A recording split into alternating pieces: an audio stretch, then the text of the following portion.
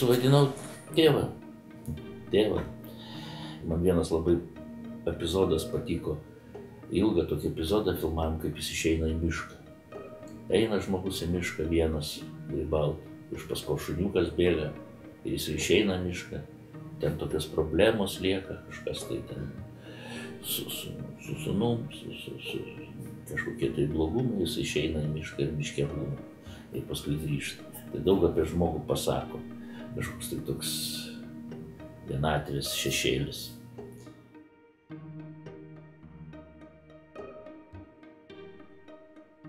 Kažkodėl atsiminiau šitą nuotykį. Įvyko čia paskutiniais tokiais metais, čia su trūkusiu vamzdžiu mamos.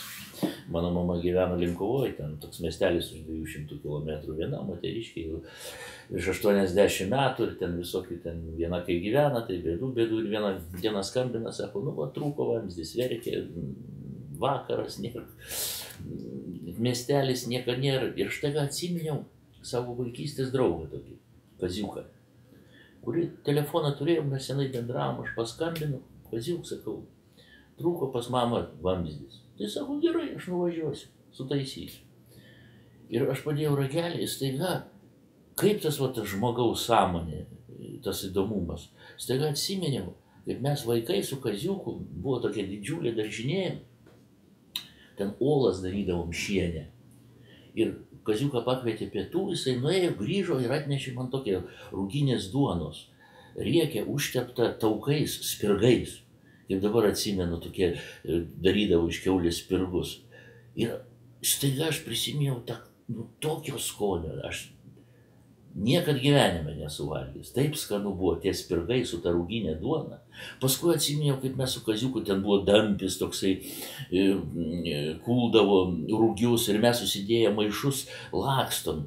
Ir susidūrėm ir aš jam išmušiau dantį, va čia taip pat, ir dabar liko tokie žymiai. Ir dabar atsimenu tą tamsą tam maišę.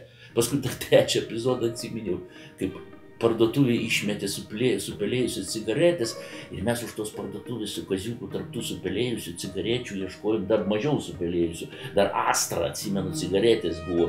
Kaip rūkiau, kaip bloga buvo, ir dar tą dūmo kvapą. Ir staiga Kaziukas paskambina, sako, vsio, sutaisiau tavo. Ir aš apsidėjau. Nu, reakcija tokia įvyko, ir aš verkiu.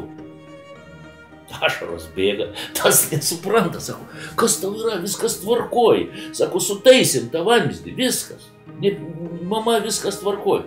O man toks nervinis verksmas, ir aš negaliu paaiškinti jam, kad aš tą valgau duoną. Nu, jis nesupras, jis toks fainas, toks ūkininkas. Ir kaip dabar jam paaiškinti, kad aš valgau tą duoną. Jis to neatsimena. Ir aš nebūčiau atsiminęs niekad gyvenime. Kaip žmogui išlenda tokie dalykai su kvapais, su skoniu, su vaizdais. Atrodo, buvo tos detalės, tas visas gyvenimas tik va.